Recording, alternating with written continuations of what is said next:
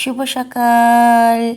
কালকে সময় ব্লগে আপনাদেরকে জানাই স্বাগত। আপনারা কেমন আছেন? আশা করি খুব ভালো আছেন, আর আমিও খুব ভালো আছি। এই যে আমি ভোরে রান্না করতে চলে এসেছি, আর এই যে দেখতে পাচ্ছেন ভাত তো ওদিকে বসিয়ে দিয়েছি, আর এদিকে দেখুন বাঁধাকপি আর শিম, কড়াই, আলু, আর তার সঙ্গে একটু বাঁধাকপিটা ভালো টেস্ট আনার জন্য আমি কিন্তু একটি কাজ করলাম। কি বলুন তো, ওই যে একটু মশারির ডাল একটু দিয়ে দিয়েছি, তাহলে না খুব সুন্দর রান্নায় একটা না টেস্ট এনে দেয়, জানেন তো।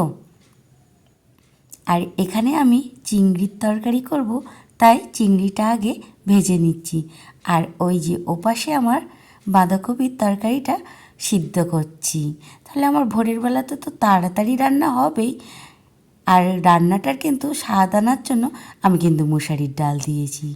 আর জানেন তো, আরও যদি খেসারির ডাল একটু ভিজিয়ে রেখে আর তারপরে ওই প্রেসারে দিয়ে একটু সিটি মেরে নিয়ে রান্না করা যায় না বাঁধাকপির সাথে, তাহলে দারুণ রান্না হয়।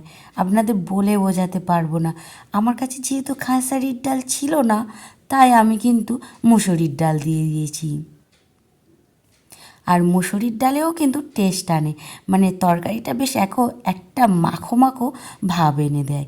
আর এখানে আমি চিংড়িটা করার জন্য একটু পেঁয়াজ কুচোনো ছিল, দিয়ে দিলাম, মানে ভেজে নিলাম তেলের ওপর দিয়ে, আর আদা রসুন দিয়ে ভালো করে কষাতে থাকলাম। আর এই যে আমি প্রতিদিন ভোরের বেলা উঠে রান্না করি, কারণ এটাই তো আমার এখন মানে সকালের কাজ, কিছু করার নেই, করতে হবে। অনেকেরই দেখি যে মানে কাজকর্ম সেরে তারপর রান্না করছে কত সুন্দরভাবে, কিন্তু আমার তো আর সেটা হয় না। মানে আমার রান্নাটা ঠিক ভোরে করতেই হবে, কিচ্ছু করার নেই। খেয়ে যায় না, আবার নিয়েও যায়, এটাই হচ্ছে ব্যাপার। তা যাই হোক, আমার তো এখানে সমস্ত রান্না হয়েই এসেছে। এখানে চিংড়ি মাছ কষানো হয়ে এসেছে, আর কষে গেলেই তো আমি মানে জল দিয়ে দেব, আর তারপরে তো হয়েই যাবে ফুটলে। আর আপনাদের সঙ্গে একটা কথা বলার ছিল। আমার কিছুদিন হচ্ছে কিন্তু ভিডিওতে কোনো ভিউজ আসছে না। আপনারা কি করছেন বলুন তো? তাড়াতাড়ি আমার ভিডিওটা দেখুন। আপনারা দেখছেন না কেন বলুন একবার। আমি কিন্তু কদিন ভিডিও দিতে পারিনি। আগের ভিডিওতে বলবো ভেবেছিলাম, কিন্তু এমন ভুলো মন আমার না, আমি সব বলবো বলেও কিছু বলে উঠতে পারিনি। তাই এই ভিডিওতে আপনাদের জানিয়ে দিচ্ছি যে আমার ফোনটা খারাপ হয়ে গিয়েছিল একটু, তার কারণে আমি কিছুদিন ভিডিও দিতে পারিনি। আর তারই সাথে তো রয়েছে ছেলের পরীক্ষা, তাই এই কটি কারণের জন্য আমি কিন্তু ভিডিও দিতে পারিনি। তার জন্য আপনাদের কাছে ক্ষমা চেয়ে নিচ্ছি। আর এদিকে কিন্তু আমার বাঁধাকপির তরকারিটা হয়ে গেছে। আর একবার আপনাদের তরকারিগুলো দেখিয়ে দিই কেমন হয়েছে। দেখতে পাচ্ছেন বাঁধাকপির তরকারিটা কতটা মানে মাখো মাখো ভাব এসেছে, আর চিংড়ি মাছের তরকারিটা দেখুন কি সুন্দর লাল কালার এসেছে, অথচ কম তেলে রান্না করেছি। আর এই যে ভাতও হয়ে গেছে এখানে, আর ভাতের মধ্যে আলু দেওয়া আছে, সেটা একটু প্রথম পাতে ঘি দিয়ে খাবো বলে। আর ওদিকে তো রান্না সেরে তারপরে জামা কাপড়ও ভিজু দিয়ে নিলাম, আর এদিকে বাসি কাজকর্ম সারতেও চলে এলাম। তাহলে আমি সমস্ত ঘরের কাজগুলো করে নিই। আর আপনারা আমার ভিডিওতে আপনারা কমেন্ট করেন, খুব ভালো লাগে, কিন্তু খুব একদম মন দিয়ে বলছি। আপনারা যে আমার পাশে আছেন বা পাশে থাকছেন, এটা আমার খুব খুব ভালো লাগে, আপনাদের বলে বোঝাতে পারবো না। আর আমাকে সাপোর্ট করছেন, আমিও কিন্তু অবশ্যই আপনাদের পাশে আছি বা থাকছি, আপনারা সেটা বুঝতে পারবেন। আর তাই বলছি, আপনারা দেরি না করে কিন্তু আমার ভিডিওটা দেখুন। হয়তো আমার একটু ভুল হয়ে গেছে, ভিডিওটা একটু আমি দিতে পারিনি, তাই বলে কি আমার ভিডিওটা দেখবেন না আপনারা? দেখুন দেখুন। আর দেখতে পাচ্ছেন আমি ঘর ঝাঁট দিতে দিতে গেল আমার জুতোটা ছিঁড়ে, মানে ওই সময় জুতোটা দেখলাম ছিঁড়ে গেছে।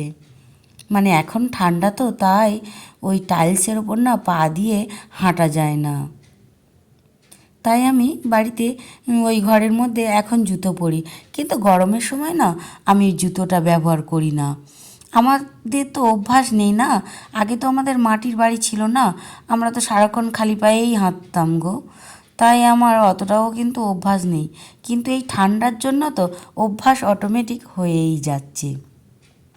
আর আপনাদের সঙ্গে গল্প করতে করতে দেখুন আমার সব কিছু কাজ কমপ্লিট হয়ে গেছে।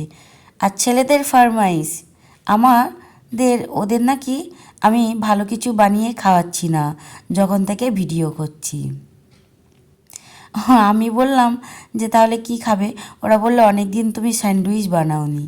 তাই আমি কি ভাবলাম, চট করে একটু ডিম আর আলু রান্না করছিলাম যেহেতু ভোরে, তাই ওদের জন্য, ওদের কথাটা মাথায় রেখে, মানে ওরা বলতে কি আমার বড় ছেলেই, ছোট ছেলে তো এখন তেমন কিছু বলতে পারে না, ওকে যা দিই ও খেয়ে নেয়।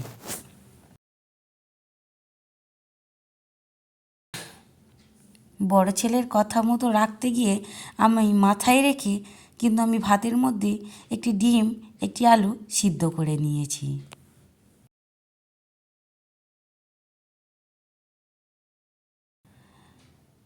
কথা বলছি কিন্তু আমার গলাটা না ধরে যাচ্ছে, তাই একটু অসুবিধা হয়ে যাচ্ছে। তাই এখানে আমি সমস্ত কিছু মশলা দিয়েছি, আর মেয়োনিজ আর একটু মানে চিজ ছিল না বলে আমার ঘরে, তাই আমি একটু বাটার গলিয়ে দিয়ে দিয়েছি। আর এখানে ডিম একটু গ্রেট করে নিয়েছি, আর আলু একটু গ্রেট করে নিয়েছি, আর সাথে একটু পেঁয়াজ দিয়ে দিয়েছি।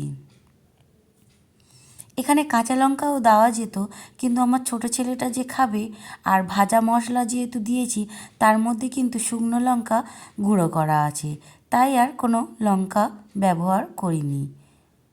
তা এইভাবে আমি তাহলে স্যান্ডউইচগুলো বানিয়ে ফেলি।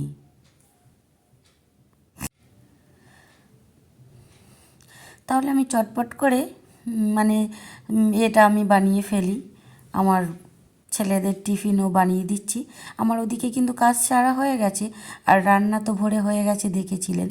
তারপরেও কিন্তু ছেলেদের এই রকম টিফিন আমার করে দিতে হয়, আর সেটাই আমি আজকের আপনাদের সামনে একটু দেখিয়ে দিলাম। ওদের স্যান্ডউইচটা বানিয়ে দিলাম, ভাবছি যে ছেলেরা বলছে আর ওদের কথা রাখবো না, সেটি হয়, তাই বানিয়ে দিলাম। আর দেখুন আপনাদের সাথে গল্প করতে করতে কিন্তু আমার অনেক কাজ হয়ে যাচ্ছে। আর এদিকে আমার স্যান্ডউইচগুলো হয়ে গেছে, তাহলে আমি কেটে সবাইকে একটু একটু করে দিয়ে দিই। আর তার সঙ্গে কিন্তু আমি একটু চা করে নিয়েছিলাম। চা তো ছেলেরা খায়নি, চাটা আমি খেয়েছি। হ্যাঁ, স্যান্ডউইচ খাচ্ছি তো একটু চা হলে বেশ ভালো লাগতো, তাই একটু চা করেও খেয়ে নিয়েছি। আর খাওয়া হয়ে যেতে আবারও আমি জামা কাপড়গুলি কাচতে চলে এসেছি। আপনাদের উদ্দেশ্যে একটা কথা বলি, আমি এই ইউটিউবে কিন্তু নতুন এসেছি, তাই আমি হয়তো অনেক ভুল ত্রুটি করে ফেলছি, বা কোনো কথা হয়তো ভালোভাবে বলতে পারছি না। আপনারা আমাকে ক্ষমা করে দিয়ে আমার ভিডিওটা দেখার অনুরোধ রইল। আর এই যে ভিডিও শেষ পর্যায়ে আমি চলে এসেছি সব কাজ সেরে, আর শীতের বেলা কিন্তু আমি এইভাবে 5টার সময় উঠে কিন্তু সব কাজ গুছিয়ে করতে পারি, এমনকি 10টার মধ্যে কাজ আমার কমপ্লিট হয়ে যায়। আর আমার মাকে দেখিয়ে আমি এখানে ভিডিওটা শেষ করলাম। আপনারা ভালো থাকবেন ও সুস্থ থাকবেন। আর আমার ভিডিও যদি ভালো লেগে থাকে তাহলে কিন্তু একটি লাইক কমেন্ট করে যাবেন। তাহলে আমার মাকে একবার দেখে নিন। আর ভিডিওটা আমি এখানেই শেষ করলাম। আপনারা ভালো থাকবেন ও সুস্থ থাকবেন।